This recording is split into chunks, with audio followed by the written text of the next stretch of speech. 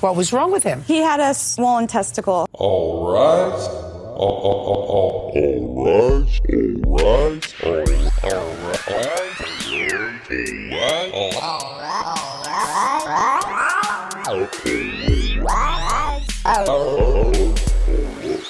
For Judging Judy. All right. Hello and welcome to Judging Judy, the podcast that finally turns the tables on America's least favorite judge. As a reminder to our small but mighty Irish listening audience, I'm going to need you to redouble, if not triple your efforts. You're still being outpaced by folks from Britain, and that's not something you want. That's not something I want. Do whatever it takes to overtake those dweebs from across the Irish Sea so we can all sleep better at night. I don't want to see their audience numbers higher than you. Come on. Now, this week's episode comes to us from May 1st, 2008, and we've got one case with a feuding divorced couple and a stolen phone, and another case about a car that got wrecked by a jealous girlfriend. But before we hop into things, I just have some advice. It's a dog-eat-hot-dog world. To help remind us what was going on in the world back on May 1st, 2008, I brought in my friend, Professor Wikipedia, Doctorate in Chips Ahoy. The first Tesla service center was opened on Santa Monica Boulevard in Los Angeles, California. Given Tesla's notorious reliability issues, they ranked 26th out of 26 brands in a recent Consumer Reports owner survey. Tesla service centers can be quite busy. Besides being a place where crappy cars are fixed, Tesla service centers are also a fantastic place to protest the company's equally crappy, racist owner. The 2008 London mayoral election was held. Conservative candidate Boris Johnson defeated incumbent Labour Mayor Ken Livingstone. In addition to orchestrating the sham that became Brexit and partying during COVID lockdowns when he was Prime Minister, out-of-work Guy Fieri impersonator Boris Johnson once said this about American felon Donald Trump: "I don't see why he's any less of a candidate for the Nobel Peace Prize than Barack Obama." Big Science Action first premiered. The superhero team, published by DC Comics, appeared in Final Crisis Sketchbook No. 1 and was created by Grant Morrison and J.G. Jones. The Big Science Action team has variously consisted of superheroes such as Hammersuit Zero X, Junior Waveman, and Cosmo Eraser.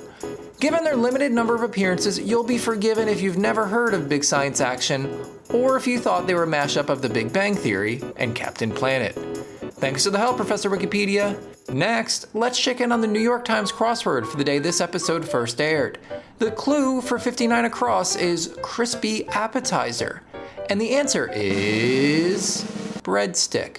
Finally, we'll take a look at the US box office for May 1st, 2008. Number 1 was Iron Man, number 2 was Baby Mama, and number 3 was Harold and Kumar Escape from Guantanamo Bay. Harold and Kumar Escape from Guantanamo Bay was written and directed by John Hurwitz and Hayden Schlossberg. It stars John Cho, Cal Penn, Rob Corddry, Roger Bart, and Neil Patrick Harris. The film follows our titular stars, Harold and Kumar, as their planned trip to Amsterdam is derailed after they're wrongly imprisoned at Guantanamo Bay detention camp. While the protagonists of the movie manage to escape the illegal detention camp, 15 real detainees are still held there. Additionally, efforts are underway to expand the prison to house people deported from U.S. soil, surely beginning a new chapter full of new horrors that none of us, not even Harold or Kumar, can escape.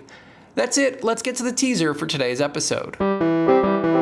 Don't you have anything better to do with your time? Well, I was thinking about starting a podcast with two of my celebrity friends where we gush over other celebrity friends of ours, all while shamelessly focusing on our latent eating disorders. And then I was going to make a cell phone plan based on that podcast, but whatever, somebody else already did it, so I guess I got nothing else going on. Tell her to get a job. Why don't you Get a job. When you met her, was she working? She had 2 jobs. Now she's got you. Unfortunately, unlike her old job, with this guy, there's no employee discount. She's gonna have to pay full price for that McFlurry, I guess. All right, let's get to today's cases. Megan is suing her ex-husband Mickey for a most unusual form of financial malfeasance. For running up a bill on their 8-year-old son's cell phone. Give the guy a break. How was he supposed to know they charged for ringtones? He just wanted to listen to the very beginning of Candy Shop by 50 Cent every time his son got a call. In addition to the bill Mickey ran up paying for farm cash to get extra turns and save his crops in Farmville, Megan also says that Mickey is responsible for a fine from the kid's daycare and lost wages. Presumably her lost wages. I don't think they pay the kid at daycare. Anyway, it's not a daycare fee. It's not daycare tuition, it's a fine. What did he do? Not color inside the lines? Cheat at tic-tac-toe? Not keep his eyes closed while counting during hide and seek? What's it take to get fined at daycare? Throw your poop. Hurl your feces. People. Don't you have anything better to do with your time? No, Judy, I'd say the guy who ran up his son's phone bill doesn't have anything better to do. Megan says that she certainly doesn't. She says that given what she's been going through, this takes priority. And that's the right answer. It was definitely a trick question by Judy, and this is the right answer. Because if she did have better things to do, then she wasn't really hurt by Mickey's actions as much as he had claimed, and then she wouldn't deserve the money. Well played, Megan. You've won this round. That's unfortunate for you. Yeah. You should be busy doing other things like shoveling coal into a stove to keep your house warm. See, guys, rich people aren't all bad. They want us to have coal. They want us to have shovels. They even want us to have ovens. Our $40 million a year judge cares about us. She has our best interests in mind. You know, if the rickets don't get me and if my airways aren't too clogged up with soot, I'm gonna pray tonight that Judy Shineland makes another $1 million. You know that she deserves it. They all do. Judy says that it's a big mistake that these two who have kids together aren't getting along. And there's nothing that helps people get along like a little anthracite in the oven. You can't fight each other if you're too busy fighting to breathe. The two have been divorced about 5 years after about 3 years of marriage. Though they share custody, Mickey pays some child support. Shared How much time do you spend with the children, sir? Half the time? Yes, I have Friday through Monday. through Sunday. What difference does it make? Well, Friday to Monday is 4 days, and Friday to Sunday is 3 days, so the difference is one day. And there are only 7 of them in each week, so one kind of makes a difference. Also, just out of principle, I think the guy should know which days he has his kids. I could see him not knowing the days being a slight logistical problem. But Megan actually clarifies that despite a court order, she usually brings the kid to school on Monday when that's supposed to be Mickey's job. Now she's sniping at him, Judy's sniping at her. Whew. It just reminds me of, I don't know, one of my childhood Thanksgiving dinners. Except there isn't the disgusting odor of turkey in the air and no one's talking about how it's Hillary Clinton's fault that Bill's cheating on her. Just remember the good old days. Look at me.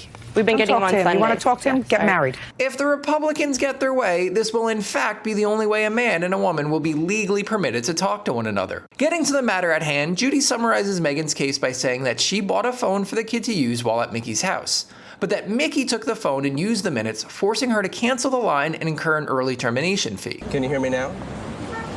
Good. Now, Mickey's mistake was in not calling between 7 and 11 p.m. and not calling people within his network, and in using a cell phone in 2008 because no matter what you tried to do, the companies were out to scam you.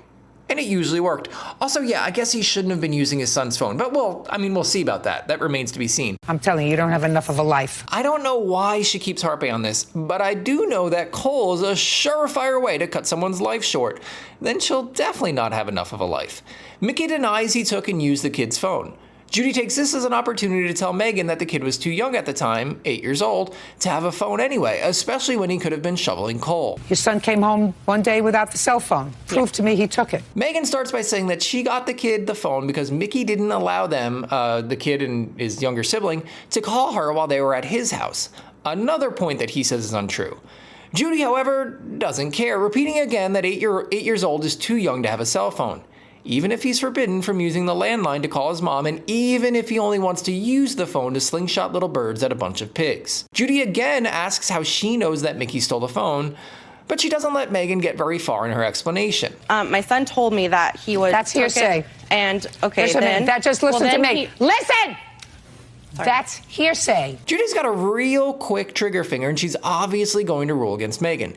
Even more than that, I think she doesn't like Megan. It's like watching a dog on a leash barking at another dog on a leash. If Judy could bite Megan's ear, or maybe jump on her back, she would, but given the situation at hand, she'll make a lot of noise in her direction instead. The poodle and I have an arrangement. Megan tries to say that Mickey told her that he had the phone, and he says that's untrue too. Mickey's got a very, very simple defense, and it seems to be working, but only because Judy coincidentally hates Megan.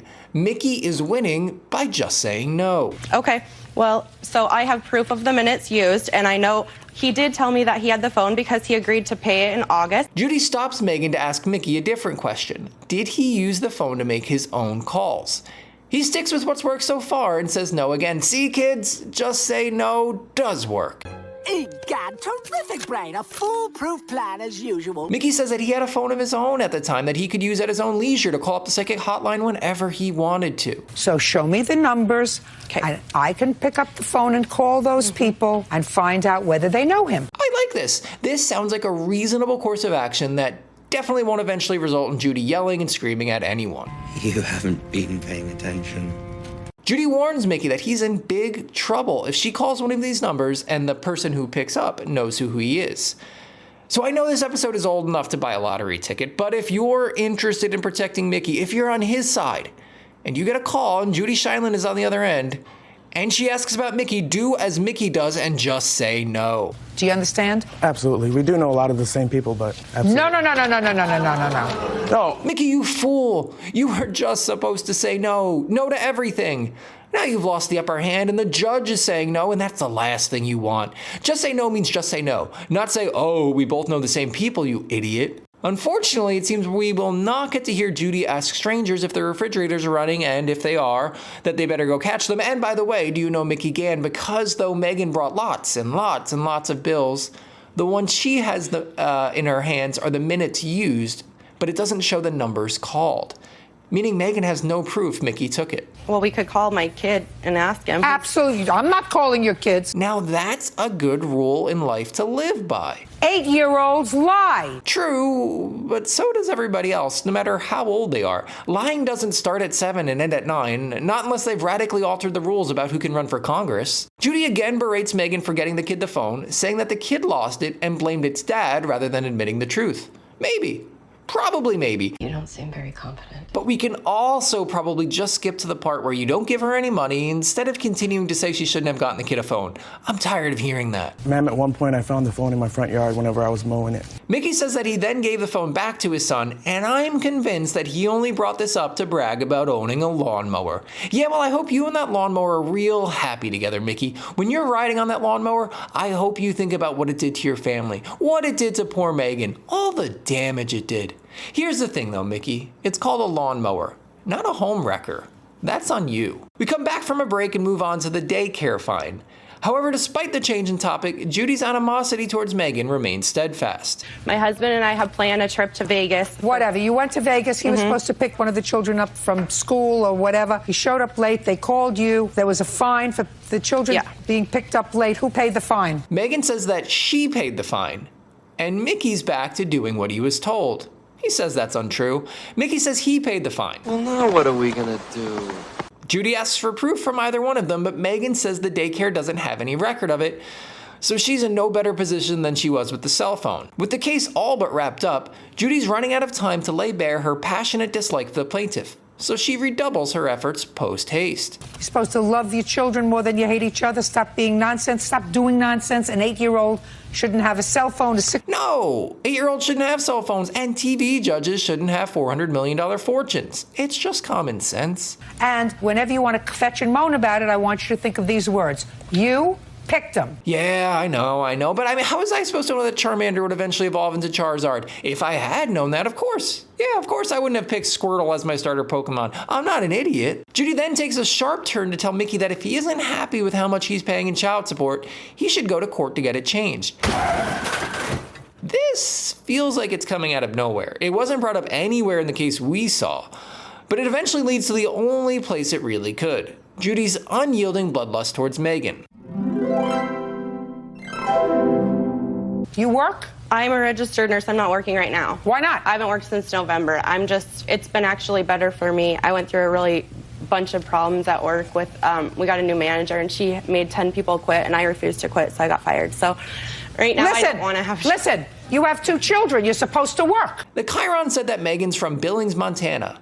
And yeah, there are definitely some coal mines in Billings, Montana. They've got coal mines in Billings, Montana like they've got unlicensed tattoo parlors in Nashville, Tennessee. So how about you pick up a shovel, put on one of those helmets with a light on it, find a canary, and get digging, okay, Megan? If he said to me, I'm not going to work because I don't like my job, I would eat him up for breakfast. If he had lathered himself up with butter and put himself between a piece of bread and a piece of bacon, I'd eat him up for breakfast. Yoo-hoo! You want me to supersize that for you? Judy yells at Megan's husband, who's been otherwise sitting there quietly as her witness, telling him to tell her to get a job. Hey, at least Judy's temporarily moved on from giving parenting advice. This shift to marital advice is refreshing. It's still shrill, it's still loud, it's still real loud, but refreshing. It's like an old can of flat Sprite that you drink after it's been left out in the sun for a few years. And nothing like that taste of metal. At last, Judy dismisses Megan's case, leading to this gem from Megan, proving that even if she lost, she's still a winner. Well, I really don't care that much. I mean, it was kind of fun to come here. Of course it was. You live in Billings, Montana, nicknamed the Magic City by someone who still can't figure out the rabbit in the hat trick. Good for you, Megan. Enjoying the pod? Consider supporting us by sending $1 or $2 our way at tiptopjar.com/judgingjudy. Or don't, whatever. I'm not your boss.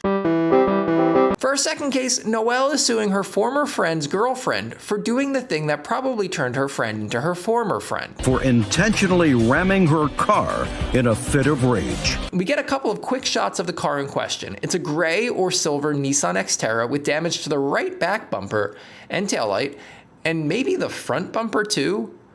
So if it was a fit of rage, it was a fit of very acrobatic rage. Hulk! Smash! Judy starts off hot, asking Noelle if the defendant's witness was previously her boyfriend. Never. Never. Is that like never because he smells like blue cheese all the time, even though he's never eaten it? Or never, but I wouldn't be adverse to the idea? I'm leaning towards the blue cheese angle because he kind of looks like the reject boneless wings at a Buffalo Wild Wings, but I'm not sure. Noelle says they were friends, but hadn't dated. So Judy turns her attention towards him. Do you have pants that go to the floor? No, ma'am. Didn't you think it was appropriate to wear long pants to court? Yes, ma'am. The still as of yet unnamed witness is wearing a curry powdered colored button-up and black dress shorts? Is that a thing? I mean, they're relatively formal. It doesn't have a big logo of Calvin from Calvin and Hobbes peeing on the American flag or anything. They're not swim shorts. Imagine if a surfboard were a person and it died doing what it loved, surfing, it would wear these shorts to its funeral. Rest in peace. In answering Judy's question as to why he wore, quote, short pants to court, the witness haltingly says that he left his long shorts, my word, not his, at the hotel. And let me tell you, something similar happened to me, albeit not involving a fake courtroom, but I will tell you this. It's real hard to find a pair of 28-waist dress pants on a Sunday morning around 7:40 on the Las Vegas Strip back in 2019. Really hard. Why did you leave him at the hotel? I don't know, ma'am. I'm sorry. We didn't think he was going to appear. I wasn't planning on being in here, but... Well, it seems like a stupid oversight, but look, I'm not going to be mad at this guy, not for this. Even though he looks like last week's phlegm, why should he wear long shorts? It's TV. And you know what?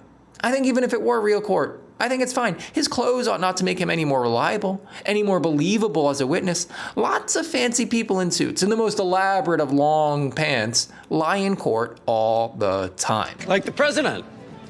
So upset at seeing Patrick's leg hair, thank you very much, Chiron, for his name, Judy has him leave the courtroom. And I wish I had the option to leave the room when I forgot my pants that time in Vegas, but no. I had to sit in my seat the whole day, letting people wonder if I knew how to stand, lest they find out that I could only find pants that were 8 sizes too big for me. Pants so big that no belt could help. Plus, I can't be all that mad at Patrick because we get this gem to really top off short pants gate. She and her boyfriend, which was who? Patrick Redinger. Where is he? He just left the room. You might remember him by his exposed kneecaps, Judy. Jessica and Patrick had been living together in pantless sin for about a month and a half before the alleged incident. On the morning of the incident, Jessica had taken her son to the doctor, probably because his ankles were frozen from being exposed to the open air all the time. What was wrong with him? He had a swollen testicle. Whew. Well, now this kid's life is ruined. Hey, Braden. I saw your mom talk about your temporarily ginormous nads on daytime TV the other day, and I just want to say, I feel for you. It happens to all of us. I'm still gonna take your milk money as per the bully's code, but we've got a support group that meets in the music room after school every Tuesday if you just need someone to talk to. Huh, that went better than expected. Somehow, this young lady came over to visit. You can't take your kid to the doctor to get his ball checked without some hussy coming on over. The nerve of some people. He just asked if I wanted to come over. We had visited together, me, Jessica, and Patrick, about 2 weeks prior to that, and I wasn't under the impression that she had any problems with me at that time. My, how quickly impressions can change.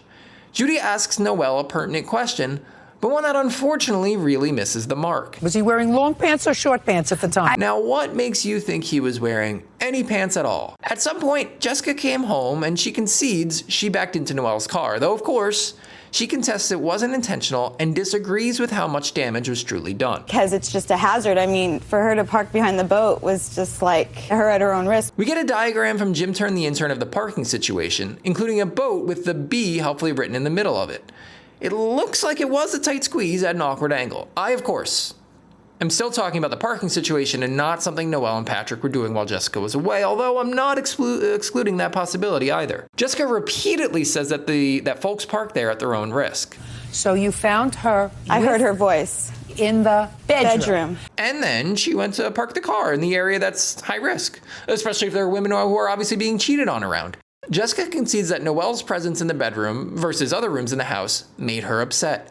Which room in the house would make you least upset to find a person having an affair with your significant other in?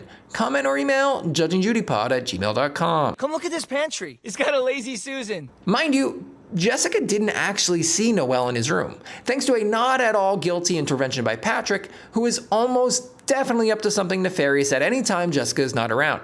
For instance, like when she's in fake court and he's been sent to sit outside because he forgot his pants. To avoid whatever confrontation. So what he basically did was led me out of the house into my car and the irate... Just a second. That sucks.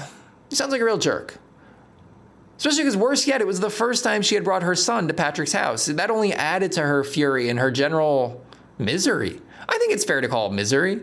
Patrick, she says, had to literally push her into her car. And I'm in a 4Runner, which has at least 5-6 blind spots. But of course, you were really blinded by rage. And while running into Noelle's car wasn't a nice thing to do, running over Patrick while exactly what he deserved was, and unfortunately still is, technically illegal. Except international waters.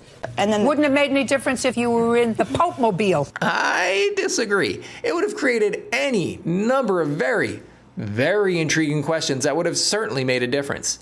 Is she the Pope in this situation? Did she steal the Pope's car? Doesn't the Pope have a driver? Judy says that along with lacking pants, Patrick lacks character. And then she questions why Jessica's still with him. It's not because of his good looks, that's for sure. Desperation. You can't be desperate to nest. That's a gross way of putting it, and Judy follows that up by saying that it's better to be alone. I understand the sentiment, but there may be a multitude of reasons she's still with him. Housing or finances or something. I hope it's not love, because that's clearly not something he feels towards her.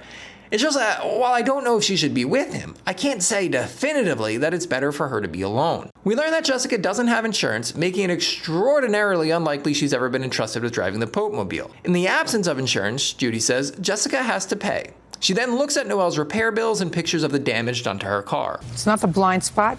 It's the fury spot. Patrick may not be able to find other fabled spot, but the fury spot, that he has no problem locating. Noelle tries to defend herself by saying that Patrick put her in a bad situation, that she hadn't gone to his house knowing Noelle was away. I hear you, and I think our real ire should be directed at Patrick. But I don't think you went into his bedroom looking for Jessica. We are going to play hide and seek. Yes, we are. I think he has pants on now. I don't care. Okay. I don't need him. Okay. That's Bailiff Bird with that little interjection, and I wonder how much trouble they went through finding pants for him backstage, only for Judy to summarily dismiss the idea of bringing him back to the courtroom. And just as importantly, did he get to keep the pants? He was better without pants. This is a funny line, but one I'm having trouble decoding. We're still talking about Patrick, right? We're not talking about Donald Duck or Winnie the Pooh. Oh, bother. Anyway, Judy rules in favor of Noelle for $5,000 before urging Jessica to watch her temper and to get rid of Patrick. And now it's time for the real fun to begin. It's time for me to judge Judy. I've got rules, criteria, stuff that I consider. But it all comes down to this. Did Judy deliver justice? Justice to those in her courtroom? Sure. But just as importantly, justice to you and justice to me. If she did, she's innocent. But if not, she's guilty. I'm going to start with case 2 because I want to say nice things first. If you don't have much nice to say it first. Now, Judy got the ruling in case 2 right. Judy chastised and made a mockery of Patrick, and that was right too. Judy did not too harshly criticize or demean or patronize Jessica. All of those things were right. Now for the bad stuff. I don't think Judy got much of anything right about case number 1. She was aggressively rude towards Megan. She took issue with nearly everything Megan did. She didn't allow Megan to speak, and she spent most of the case finding ways to find fault with Megan's parenting rather than focusing on the case at hand. I don't know if the guy stole the phone. I don't know if the kid lied and said his dad stole the phone. But I do know that I only needed to hear Judy say once that an 8-year-old shouldn't have a phone. I didn't need to hear it 6 or 7 or 8 times. As much as Judy's behavior was wrong, the case was actually pretty boring. I suppose that's why she felt the need to interject so much anger into it, but it didn't make it any better. It just made her seem unhinged. And for that reason, today, Judy is guilty. With that sound, it's time for Hangman, but this is not the Hangman you played as a kid when you really should have been dotting your T's and crossing your I's. No, this is Hangman with stakes. And this week, we're putting sequels up on the gallows.